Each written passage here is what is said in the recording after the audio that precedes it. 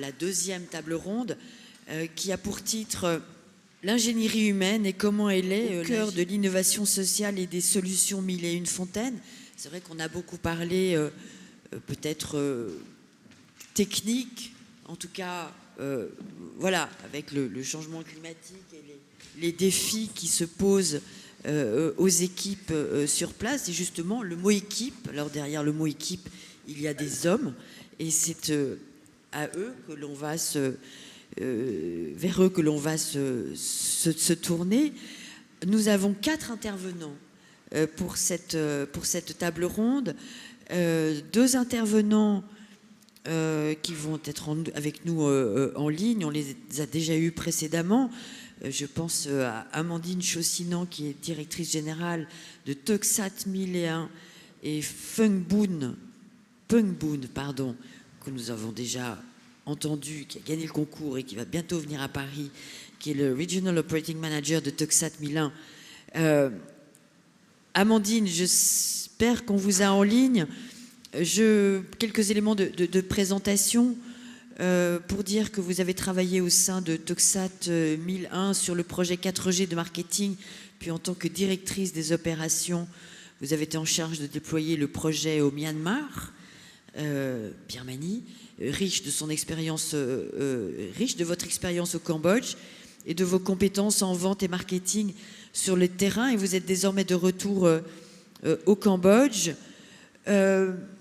Boon, vous occupez actuellement le poste de responsable des opérations régionales. Vous êtes basé à Kampong depuis 2017 et vous avez débuté votre carrière chez Tuxat 1001 en 2013 en tant que formateur d'entrepreneurs. Amandine, est-ce que vous pouvez nous présenter l'innovation sociale au sein de votre projet au Cambodge, la philosophie de Tuxat en matière d'accompagnement des ressources humaines? Thank you very much for letting me Merci beaucoup de me donner la possibilité de partager notre expérience ici au Cambodge. J'ai rejoint Tuxat 1001 pour diriger un projet 4G. C'est un projet qui avait été pensé et conçu par nos fondateurs, François Jecno. L'idée consistait à comprendre comment nos meilleurs entrepreneurs travaillaient au quotidien afin d'avoir une performance optimale. Et l'idée consistait à passer 3 ou 4 jours pour analyser le travail de ces entrepreneurs les plus performants. Nous, chez Mille et une Fontaines, nous apprenons beaucoup du terrain et des personnes qui font partie de nos équipes de terrain. L'idée du projet consistait à examiner les 4 piliers opérationnels de notre organisation. Tout d'abord, la production de l'eau. Il s'agissait de comprendre comment ces personnes, ces entrepreneurs, produisent de l'eau plus rapidement et mieux afin de répondre aux besoins de la population. Ensuite, il y avait un volet sur le commercial et le marketing pour la livraison de l'eau. Il s'agissait de comprendre comment ils communiquaient avec la population locale pour livrer plus de clients que les autres kiosques et comment ils organisaient leur travail quotidien. Ensuite, il y avait un aspect sur l'entrepreneuriat, comment le chef d'entreprise dirige son équipe, comment il organise les différentes tâches quotidiennes au sein de l'équipe. Et le 4e aspect concernait la gestion financière du kiosque d'eau en faveur de la rentabilité. Nous avons examiné ces 4 piliers pour comprendre l'expérience des entrepreneurs sur le terrain. Nous avons su dégager des pratiques que nous appelons aujourd'hui les standards OE, les standards opérationnels internes. Et nous avons découvert par cette étude que toutes les kiosques d'eau ont de 3 à 4 personnes qui travaillent au sein de la station. Et à partir de cette étude et de la méthodologie que nous avons apprise sur le terrain, nous avons modifié notre approche à la formation des entrepreneurs. C'est la force de notre organisation. Ces échanges ont contribué à l'élaboration de nos standards. Nous avons un jeu de 20-25 standards à mettre en place dans l'ensemble de nos kiosques d'eau. Donc voilà un premier changement. Ensuite, nous mettons en place des formations de pair à pair. Nous prenons les entrepreneurs qui ont du mal pour qu'ils apprennent auprès des entrepreneurs qui réussissent bien et qui tirent les leçons auprès des entrepreneurs en puissance.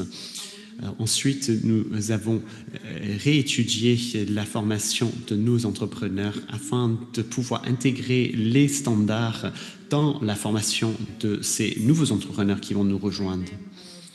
Par exemple, nous donnons 4 jours de formation au sein de la kiosque d'eau du meilleur entrepreneur et ensuite on dispense 2 jours de formation dans nos bureaux en se concentrant sur les standards et les pratiques. Aujourd'hui, nous avons un réseau de plus d'une centaine de personnes au Cambodge et leur responsabilité consiste à accompagner directement les entrepreneurs sur le terrain dans leur station afin de pouvoir mettre en place ces standards OE, par exemple une cartographie du marché pour comprendre les opportunités, accompagnement sur l'organisation de l'équipe. Parfois, ils ont que 2 personnes. Comment recruter les personnes supplémentaires nécessaires. Donc, nous les accompagnons pour la mise en place de ces standards OE. Ce que nous avons appris de cette expérience et ce que nous cherchons à déployer au sein de l'organisation, tout d'abord, une première leçon, c'est qu'un projet, après le déploiement du projet, nous sommes passés de 60% de mauvaises performances sur nos kiosques à 4% de mauvaises performances. Donc, moins de 4% vendent moins de 60 bonbonnes par jour. C'est une très belle performance. Cela permet de systématiser les apprentissages des personnes sur le terrain afin de transformer notre organisation et alimenter les formations de nos entrepreneurs. Voilà donc ce que nous avons fait dans le cadre de ce projet. Nous avons cherché à renforcer la capacité de Tocsat ainsi que la capacité de nos entrepreneurs. Merci beaucoup, Amandine Chaussinon. On l'a bien compris de l'importance de la formation. Et précisément, Boone, en plus de veiller à ce que chaque entrepreneur soit formé pour fournir un service de qualité, est-ce que vous avez des méthodes spécifiques pour soutenir le développement du reste de l'équipe? Yes, thank you. Good afternoon, everyone. Merci, bonjour à toutes et à tous. Je vous adresse la parole depuis le Cambodge. C'est l'après-midi chez nous, le matin chez vous. Nous travaillons depuis... je travaille chez Tocsat depuis 2013. J'étais tout d'abord conseiller. J'étais chargé d'une douzaine de kiosques d'eau et j'étais chargé d'assurer le lien entre les autorités locales et Tocsat en tant qu'organisation. Aujourd'hui, je suis responsable des opérations régionales et j'ai des conseillers qui travaillent à mes côtés, qui sont chargés des aspects logistiques et qui soutiennent et accompagnent également les opérations. Ces 10 derniers ans, nous avons augmenté notre réseau de conseillers. Ils apprennent en faisant, ils apprennent sur le tas. Et ils reçoivent également des formations en ce qui concerne le management. En tant que responsable des opérations régionales, je suis chargé d'assurer la pérennité de nos opérations depuis l'ouverture et prenant en compte toutes les opérations quotidiennes. Je suis chargé d'assurer une bonne communication et une collaboration avec les autorités locales.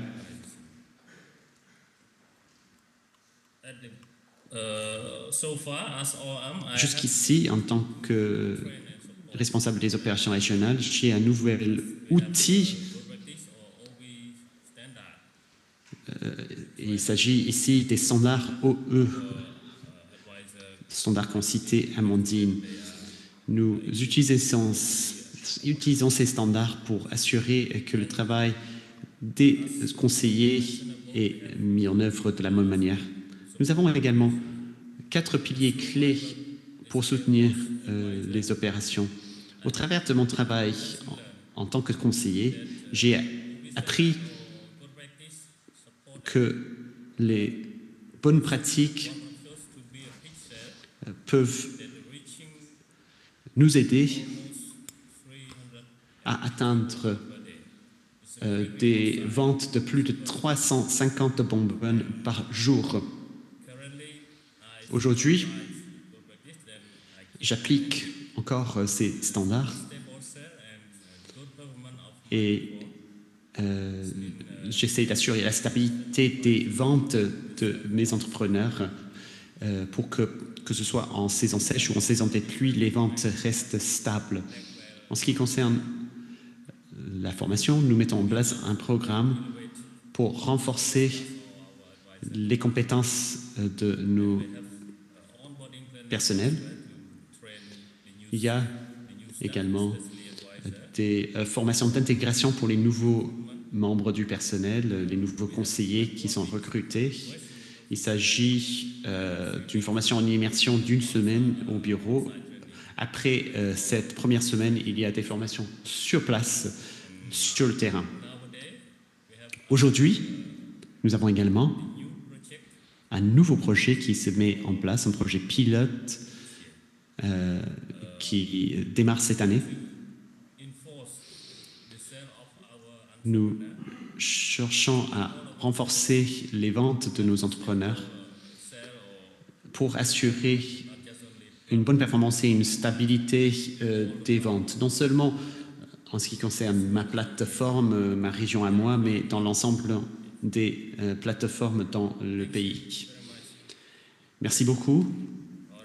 Merci à vous, Boone, et on l'a bien compris, cet élément important qui fait partie des soucis de votre quotidien, c'est parvenir à une stabilité des ventes selon la saison sèche, saison humide. J'ai un complément de questions et je me tourne vers Amandine autour de l'initiative Black Belt. Et des efforts pour cultiver une culture orientée vers le service au sein de l'organisation. Amandine, quelques mots sur cette initiative Black Belt? Yes, thank you so much. And, oui, tout à fait. Merci beaucoup et merci également, Monsieur Bonne, pour vos contributions. Le programme Black Belt vient de ce programme 4G, mais plus encore d'année en année, nous enrichissons nos connaissances, notre innovation. Nous avons développé ce programme Black Belt. C'est un programme RH, c'est un centre de formation en interne qui a commencé en 2021 et un peu avant avec le développement du projet Myanmar où il fallait tirer des apprentissages du Cambodge pour former une nouvelle équipe. Ce système donc a été créé et en 2021, pendant la période de Covid, nous avons pris un temps de réflexion pour voir comment renforcer, comment mieux former notre équipe ici au Cambodge.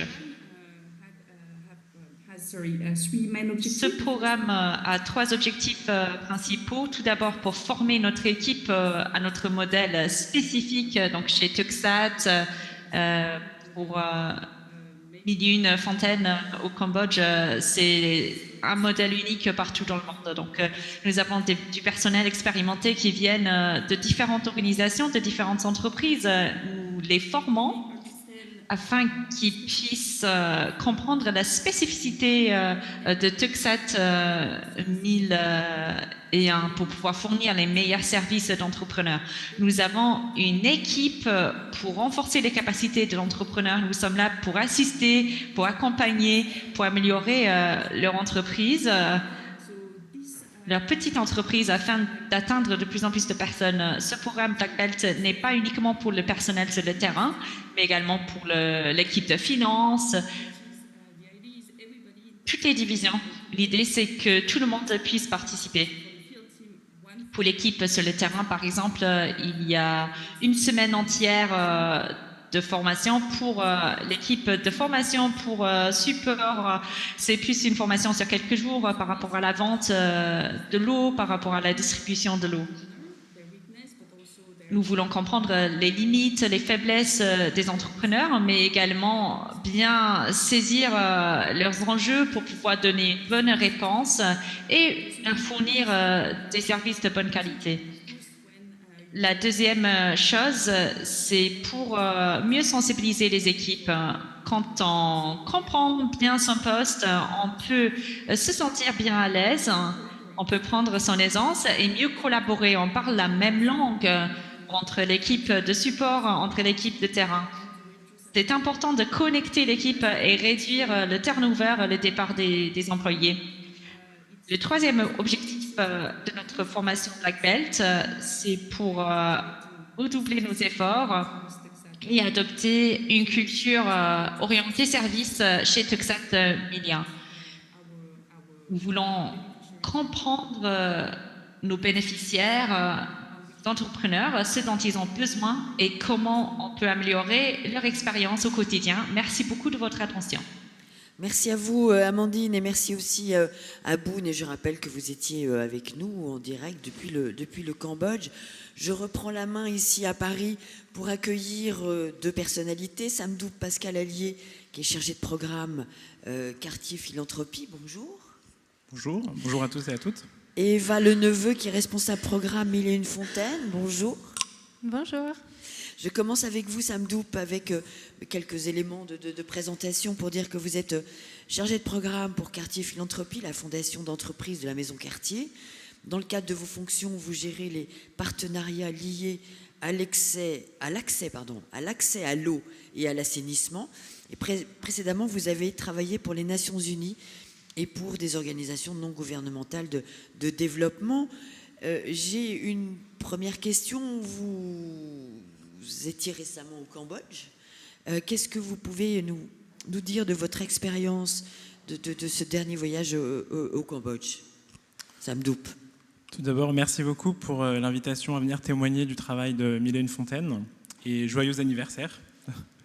Peut-être juste un élément de contexte avant de répondre à votre question.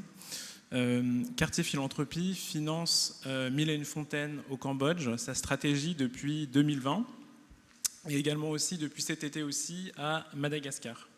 Donc cette visite que j'ai faite en effet très récemment, c'était en janvier de cette année. C'était ma première visite de terrain à Mille et une Fontaines et à son partenaire local Théoxat au Cambodge. Et cette visite, elle s'est articulée autour de deux volets. Donc la première partie, c'était d'aller à la rencontre des entrepreneurs qui vivent et qui opèrent ces kiosques dans les zones rurales autour de Phnom Penh. J'ai aussi eu l'occasion de visiter des consommateurs de l'eau de Théoxat et aussi de pouvoir voir la nouvelle version du kiosque 2.0.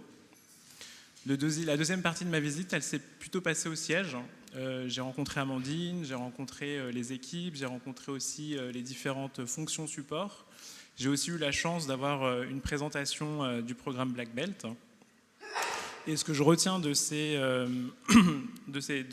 deux moments forts avec Mille et une Fontaines, c'est déjà les interactions que j'ai pu voir entre les équipes de terrain de Mille et une Fontaines et les entrepreneurs. Ce qu'il faut savoir, c'est que ces entrepreneurs, pour la plupart, ils sont avec Mille et une Fontaines depuis plusieurs années, 4, 5 ans. Donc on pourrait se dire, bon, au bout de 4, 5 ans, un entrepreneur doit savoir plus ou moins bien son travail. Mais ce dont on se rend compte, c'est que dans le secteur de l'eau, ce qui est le plus important, c'est que les consommateurs consomment cette eau. C'est à ce moment-là qu'on commence à avoir un réel impact sur la santé. Donc, dans ce cadre-là, c'est fondamental de continuer à motiver les entrepreneurs. Et moi, ce que j'ai pu constater, c'est comment les équipes de terrain, chaque semaine, vont à la rencontre des entrepreneurs, utilisent les données qui sont directement issues du kiosque pour pouvoir les déchiffrer avec les entrepreneurs et puis surtout pour pouvoir trouver des solutions. Donc ça peut être typiquement, on se rend compte que le mercredi, il y a une chute de la consommation en eau. On va essayer de comprendre qu'est-ce qui s'est passé le mercredi cette semaine-là ou sur cette période-là.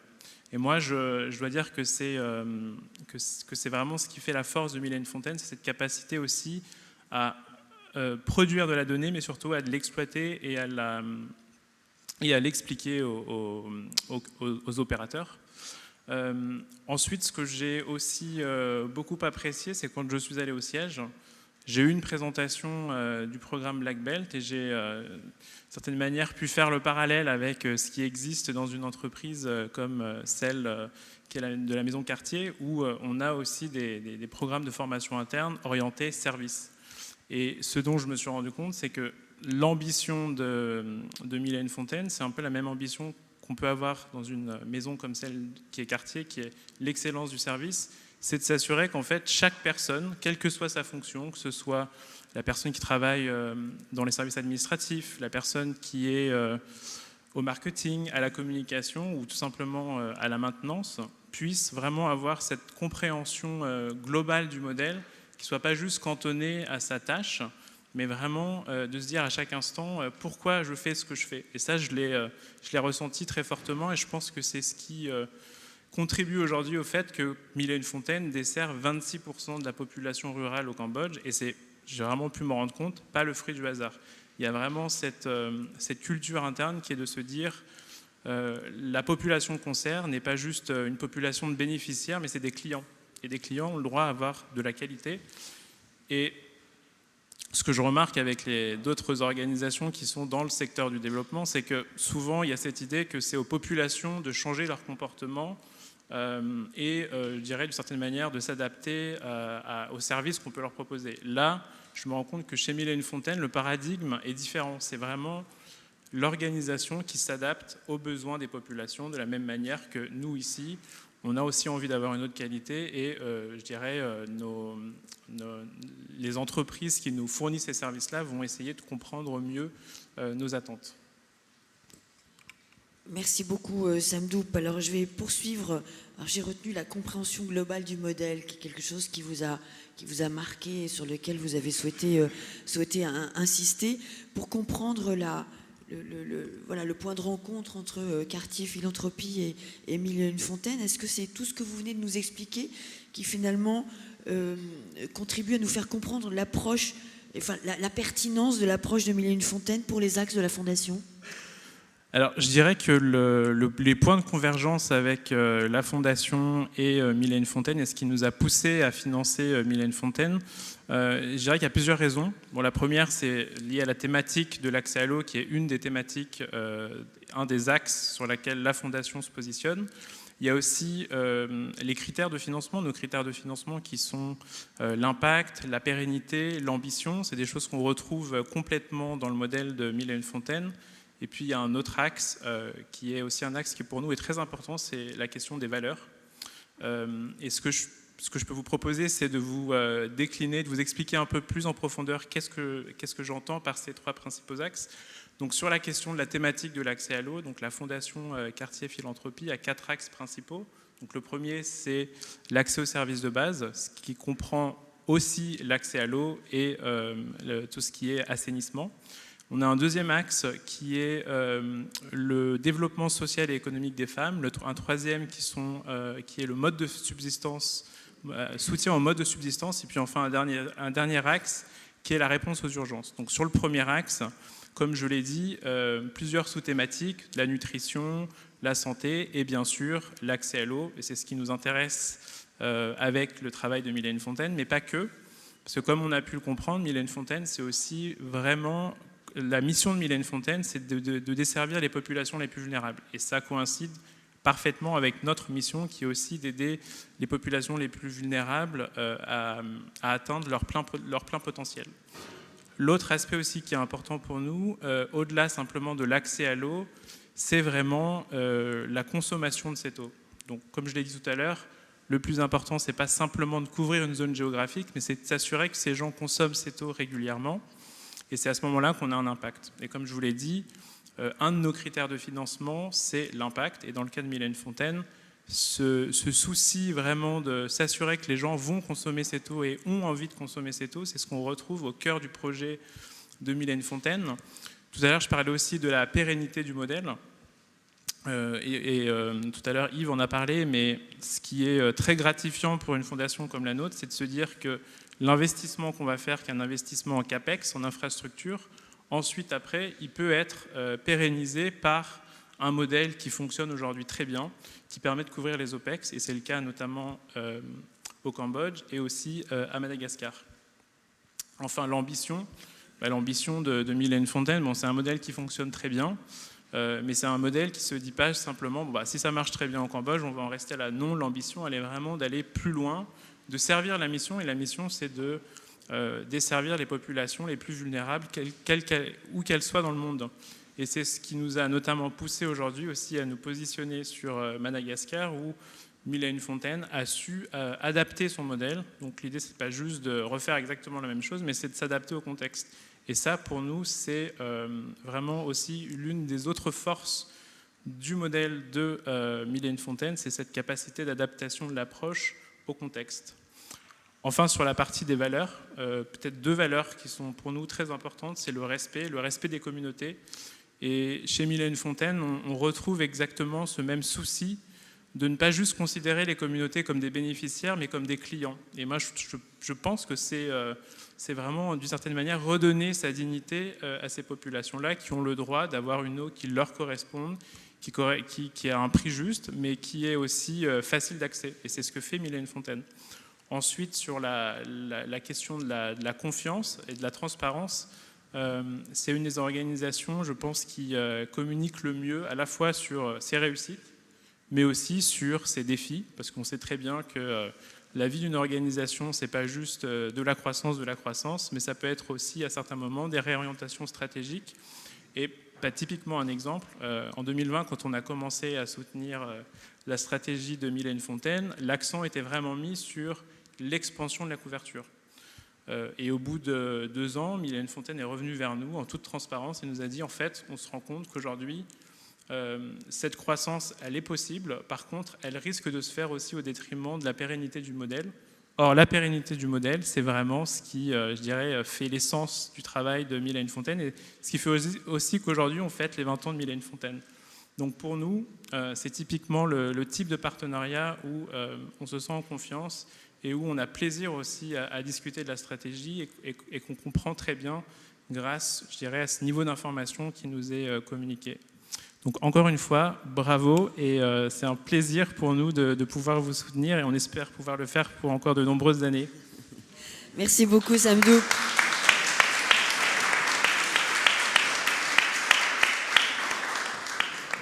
Merci beaucoup, Samdou. Alors Eva Leneveu, responsable programme de Mille et une Fontaines.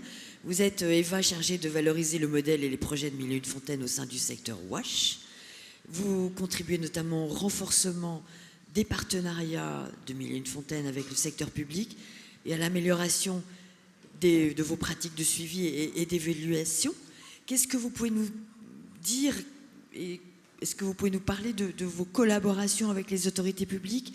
Quelle est leur importance pour la réussite et la longévité des initiatives Mille et une Fontaines, Eva? Merci Marie-France et merci aussi Samdou pour cette capacité à mettre en perspective notre travail. C'était super clair et ça permet de sortir un peu de l'intérieur et de donner une compréhension globale. Donc merci beaucoup. Et donc sur les partenariats publics, donc comme le mentionnait Boone tout à l'heure, c'est d'abord des partenariats qui se trouvent au niveau très local, donc dans les communes, dans les villes dans lesquelles on opère au Cambodge ou à Madagascar. On va signer des conventions de partenariat.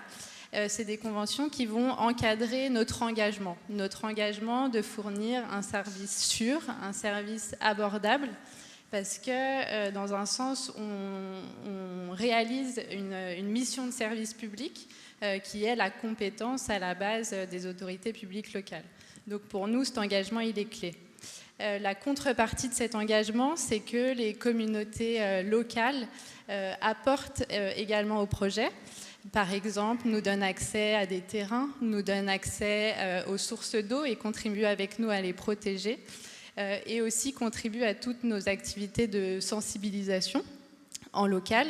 Et c'est vraiment cette redevabilité réciproque qui permet en premier lieu à nos projets d'être efficaces sur le terrain.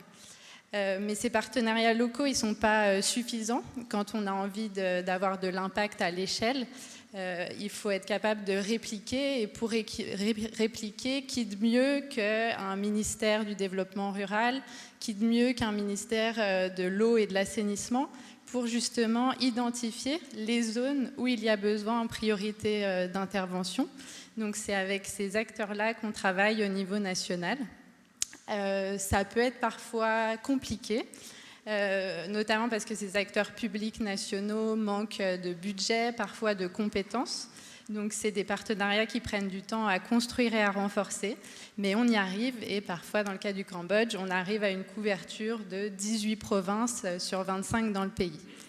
Et enfin, plus récemment, on essaye d'activer de plus en plus des leviers au niveau global. Donc là, on parle plutôt d'organisations telles que les Nations Unies, l'OMS, parce qu'on a bien conscience que pour accélérer ou pour être capable de travailler dans de meilleures conditions demain, on a besoin de sonner l'alerte, dans un sens, sur le fait que notre proposition de service fonctionne, qu'elle est réplicable, mais pour l'instant que les cadres de régulation, que les investissements ne la prennent pas forcément en compte comme d'autres solutions. Donc c'est notre travail, et maintenant on a la chance d'avoir 20 ans de résultats opérationnels pour le défendre auprès de ces organisations internationales. Pour se développer ailleurs et sur d'autres continents notamment, la question de la promotion des résultats opérationnels, de quoi est-il question, Eva ? C'est quelque chose que Sam Doubt a déjà un peu pu prononcer. Donc on a une grande chance, un grand héritage, c'est que nos fondateurs et les équipes qui nous ont précédés avaient déjà pensé ça dès le début. Donc mettre en place des outils de suivi, des tableaux Excel pour suivre ce qu'on appelle les performances opérationnelles. Donc dans notre cas, c'est quoi ? C'est la qualité d'eau, tout simplement. C'est les revenus de nos kiosques et c'est les dépenses. Et donc maintenant, depuis quelques années, on a de nouvelles équipes. On a notamment un directeur financier, Quentin, un contrôleur de gestion, Axel, quelqu'un qui nous soutient sur la partie IT pour développer de nouveaux outils. Parce que d'une part, nos besoins changent. Quand on a 340 kiosques, le tableau Excel est plus forcément adapté. Et d'autre part, nos pays changent aussi, les pays dans lesquels on opère, changent aussi, notamment au Cambodge. Maintenant, on ne va pas rencontrer une personne en zone rurale qui n'a pas de smartphone. Donc, comment on tire avantage de ça pour améliorer notre suivi de la performance ? Donc ça, je dirais que c'est vraiment intégré dans notre expertise, dans notre travail au quotidien. Et ensuite, il y a une partie qui va venir plus des bailleurs, une attente de nos soutiens financiers qui nous challenge toujours sur mais quel est votre impact, de quoi il s'agit, quels sont les chiffres. Et donc là, on fait des évaluations plus ponctuelles. Par exemple, l'année dernière, on a fait une énorme étude de marché au Cambodge pour confirmer le profil socio-économique de nos consommateurs. Et donc le résultat, c'est qu'une grande partie de nos consommateurs font partie des plus vulnérables des populations rurales cambodgiennes. Donc mission accomplie dans un sens, mais c'est vrai qu'il faut le confirmer, il faut l'explorer avec des études extérieures. Merci beaucoup Eva, merci aussi.